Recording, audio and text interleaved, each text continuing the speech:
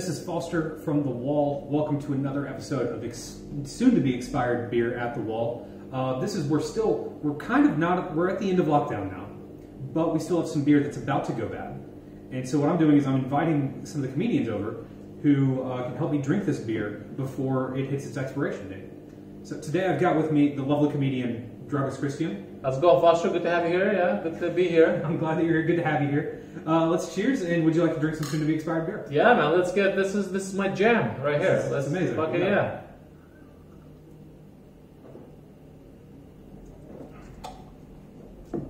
Delicious. Hey, mine didn't choke me. That's your problem. That's not my problem. I just look like a little bit choke in my beer. But how have you been, man? What's been up? Yeah, I haven't even explained it to you. We're going to talk about just kind of what's been going on, like life in the last 6-7 months during COVID and stuff like that. Yeah, well, I'm on heroin now. Like it's a bit rough. I do heroin. I'm only laughing because I'm pretty sure you're not. That's what's happening. A little heroin called Tik Tok. Am I right? I was about to say, because that's what you've been doing. Really, doing a lot of social media. Yeah, posting a ton on TikTok. You've got 250,000 followers now. 270,000 now. 70,000. So I think the last time I checked, it was lower than that. It was lower, yeah. But that was only like 2 days ago. So I mean, that's my problem. Booming, yeah.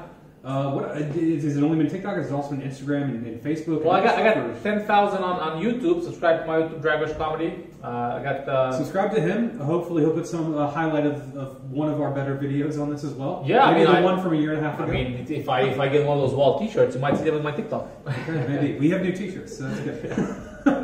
Always hustling. Always hustling. I think when we texted back and forth over the last like 3 days since we realized, because we're reopening today actually, and it was kind of a shock to me. You asked me multiple times when we were going to reopen. I said June 18th, June 11th, and then on the news came out I think 6 p.m. Monday, and that was when I texted you saying Saturday, and then the news Tuesday came out saying Friday, and so it was just such a shock rush for us to get things ready to go. And you were like, "Hey, no, dude, it's going to be open the 4th."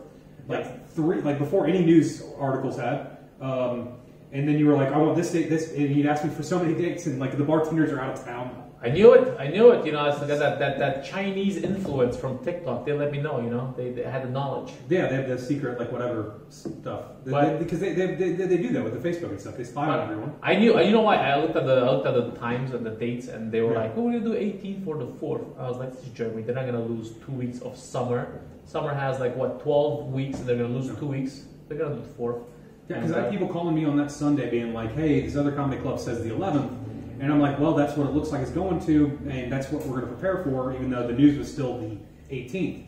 But like when they said the 5th and the 4th, that just threw me off, and I was like, okay, vacation, 100% over. Yeah, 100%. But I was ready. Do you know what? You know why I was ready? Because you've been doing stuff on TikTok all this time. Because I'm always ready.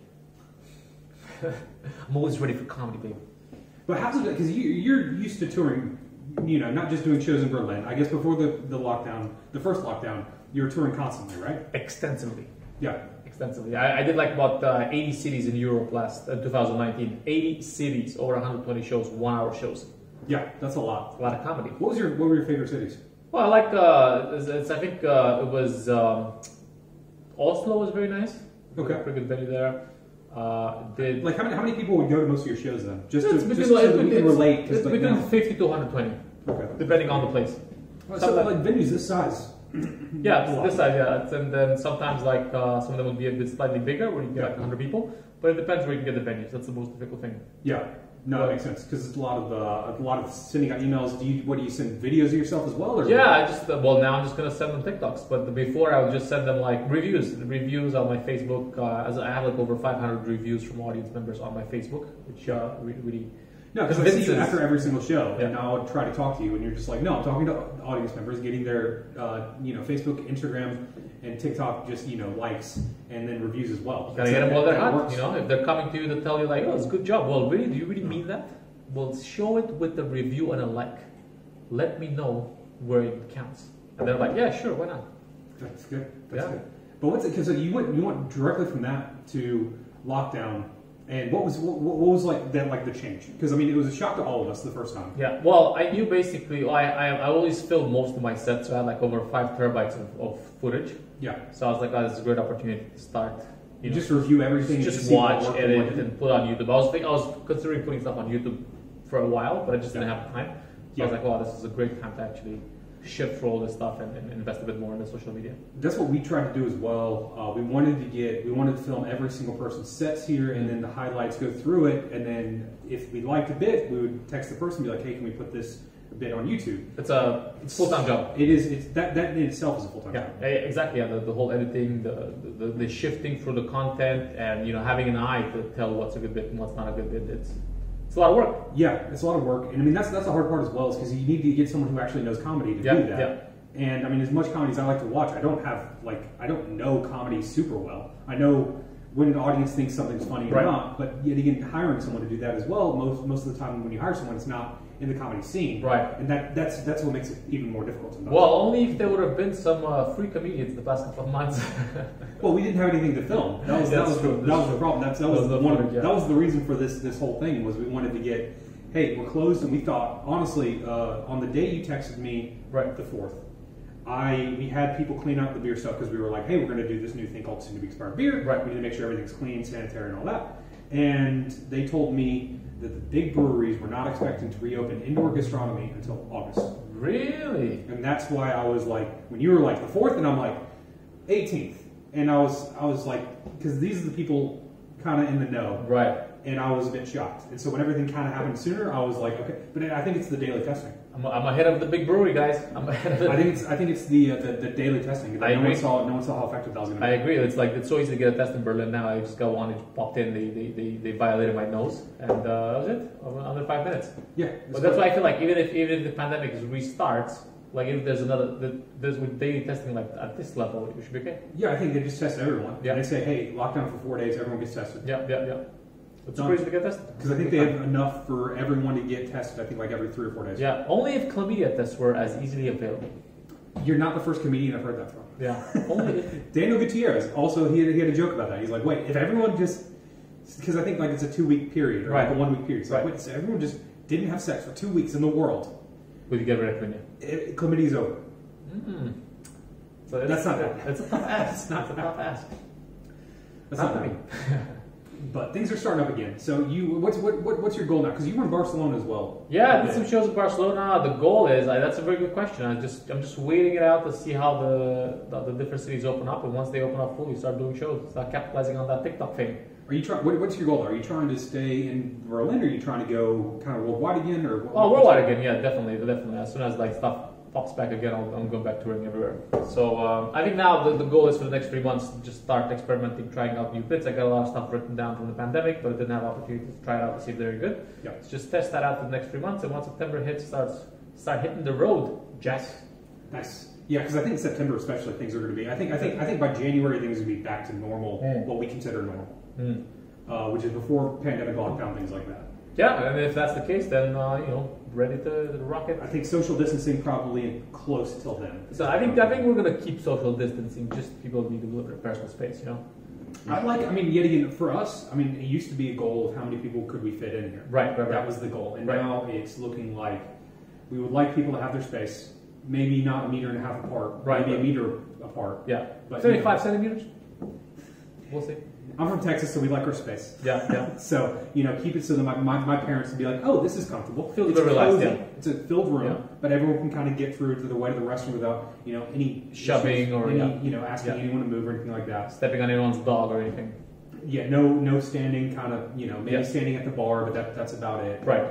That's kind of it. Right. And so I think a couple things are definitely here to stay. Yeah, I'm excited for it. Let's see. Hopefully, people have now reassessed their priorities, and they've added more priority for comedy, and they're hopefully willing to spend more money on this particular form of entertainment. Hopefully so. That's our goal as well. I think that's what a lot of the online stuff is really going to help with the promotion and stuff like that. Because yet again, there's 250,000 people who didn't know who you were. This time last year. Exactly, 250,000. And that's 250,000 people who might want to see your shows. Yeah, I'm big in Indonesia. Like 10% of my following is in Indonesia. If you're from Indonesia, please come to the wall. Come to the wall. 5% Malaysia. I'm big in the Bahasa speaking countries. Okay, I did not know that. Are those just do those coincide with big countries in terms of TikTok users? No, I just had a couple of jokes. I happened to have some crowd work bits with Indonesians and Malaysians that were coming here. Okay. Some at the wall, some in other places, and people were like, "Oh, look at that! There's Malaysians and Indonesians interacting with a Romanian in Berlin. What is up with that?" Yeah. And they were quite interested in that. That it's an out of the ordinary exchange of of lines. So they were like, pretty cool. So that went. Got a couple of videos that did over 1 million in those regions. Oh, nice, nice. I think that we've published our first video and it's gotten like 15. Nice. But we haven't told anyone. 15 million. Sure. But because we haven't told anyone about it. Right. So that's the beauty of TikTok. You don't have to tell anybody about it. It just spreads it. Yeah. We might need to look into getting TikTok, but I don't want all my personal data being stolen by the Chinese. Well, apparently there's a new thing. They said that they can get biometric data now from TikTok. If it's the Chinese, if it's the Indian, if it's the American, somebody's gonna take it. Might as well get something back for it. Fame. I mean, yeah, but if you're in the comedy business, fame turns into money real quick. Yeah, that's Like followers and things like that. That's it. Actual sponsors, not revenue. Sometimes free shirts. Yeah, I think we've told them about the free shirts about once, and then you've asked me for a free shirt 4 times. Yeah, they're really good shirts though. Clearly, if he didn't like them, he wouldn't ask for them. It's about consistency. Yeah, tune in next to see if Dragos gets a free shirt from the wall. Tune in next. If Dragos gets a free shirt and you get the top comment, but we have 1 million views. Oh yeah, hit it up. But we have to get the 1 million views, otherwise no free shirt. No free shirt for you or anyone. But you started doing outside shows over the last couple weeks. Yeah, I just did one last night. How'd that go? Because I've done outside shows before with Anna. Yeah, it was pretty good. Sometimes there's a bit of static and random noise from different parts of the environment, but it went pretty good. It was pretty chill. People were very into it, as long as you have a venue that's not close to anything too loud. Sometimes traffic kind of makes a bit of like a train. Yeah, like a train or a buzz saw, which we had last week. Some guy was just cutting metal next to the show. Ooh, that's tough. That's pretty metal. That is pretty metal. You're correct about that. Yes. Metallica would not have been a fan of that. No. But that's the thing that I've always found strange about the outside shows is a lot of people have been like, hey, yeah, you should go to a park and do comedy, which I get the idea, but it's comedy. If you're not listening intently to the joke, you're gonna miss. I agree. It's in the park. It's tough as a comedian. It's tough to compete with squirrels.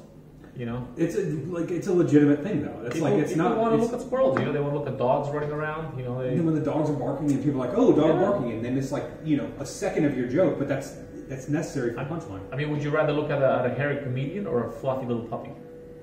Fluffy little puppy. There you go. See, it's a pretty easy kind of. I'm surprised that anyone will watch this on YouTube when there are fluffy puppies as competition. I'm surprised that you got anyone to watch any of your jokes on TikTok. Yeah, it's that's why I threatened to murder the puppies at the start of each video. So that's how I get them in. Tactics. I'm not going to do that yet. We're going to wait. We're going to see how not threatening puppies works at to start. People, you got to hit them when it hurts. That's true. That's true. But yeah, no, because the outside, you've been doing that for the last couple of weeks. You've been doing Barcelona as well. Yeah, Barcelona as well. Things are coming back to normal there as well. They're doing shows in the evenings, in the afternoons, and it's just everybody's hungry to see comedy. So gotta give it the supply and demand. And at the moment, the demand is high. No, it is. I think people are desperate to do something, and they want to just get out of the house. They want to see some entertainment that's live. That's it. They want to. They want an excuse to socialize. It's an excuse to socialize, and and just laugh and be happy. I think comedy's a good way to do that as well, because everyone's been pinned off, not being able to do things. Economically, it's not been great. For me as well. Yeah. Just in general. And buy shirts, guys. buy shirts, buy drinks, buy tickets, do all that. But and we need sponsorship. Ray-Ban, yeah. But that's I think that's it. I think that we saw a boom as well. Last July was I think a ton of people were coming to comedy shows. I think it's only getting better, bro. It's only gonna get better. So we'll see. Now more and more people are kind of getting wise to it. Yeah. And I guess the more and more kind of usually I find it correlated with the growth of the tech scene in Berlin. The more they get immigrants from outside that don't speak German, the more they want to see English comedy. Yeah, no, we have German shows though as well for that for that thing. And it's kind of a mixed bag. You definitely can tell the audiences are different. Yeah. And it's weird too because I've noticed that. I don't know if you noticed that. And I'm probably going to piss off all of our customers right now. But German audiences and English versus German audience in German, Yeah. completely different. Right. Which way? I don't speak German, so that's why I don't know. I've done comedy in German, and I've done well, weirdly enough. Right. And but like the German comments in German, or the German audiences in German, are they laugh as hard, if not harder, than any audiences I've heard. Okay. And then in German and English, it's more of a nodding and smiling. Yes. Not as comfortable. They're outside of their comfort zone. I think it might be a second language thing. I'm Yeah, not sure. definitely, 100%. Not as comfortable. But that's what I've noticed, because that was the surprise. Because when we started doing German shows, a lot of English comedians who'd never seen the German scene, like, oh, what are German? What's happening? What are German crowds like in German? Because like that's the stereotype, right or wrong, that's the stereotype. And in German, there's like, no, they're it's an audience that are here for comedy, people. and they're laughing as hard. It's just it's in German, so I think it's just it's probably just a bit different with the humor as well, because the language is. I mean, I can't use my English jokes in German. I have to change them a bit. So you have to do it all the time. Just with the language. Playing a different sport. And also, it's I guess it's they're people, they're just joking about sauerkraut or whatever they're joking about. Yeah, we're running out of time, but real quick, do you do comedy in Romanian as well? No. Okay, just English? Just English. Okay, I was curious if you had to change them for jokes for Romanian as well. I would probably have to, yeah. Okay. That doesn't work. It's not the same timing. Cool. But I think English is slightly bigger market. Slightly. I don't know yet. I'm thinking about. We'll see. I'm thinking about changing this one to Romanian. To Romanian Comedy Club. Well, let me know. I got a couple of guys. We can get them in here. And we got jokes about potatoes, about pickled cabbage. Universal. I like that they're universal. Yeah, the whole time. Cool. I'm gonna cheers it to you. Cheers. We're gonna finish it up. To the wall. To the wall. This has been soon to be expired beer at the wall, and we're opening soon. And actually, by the time you watch this, we'll probably be open, and we probably will have been open for a number of weeks. Come to the wall and buy my merch. Yes, buy our merch. Cheers.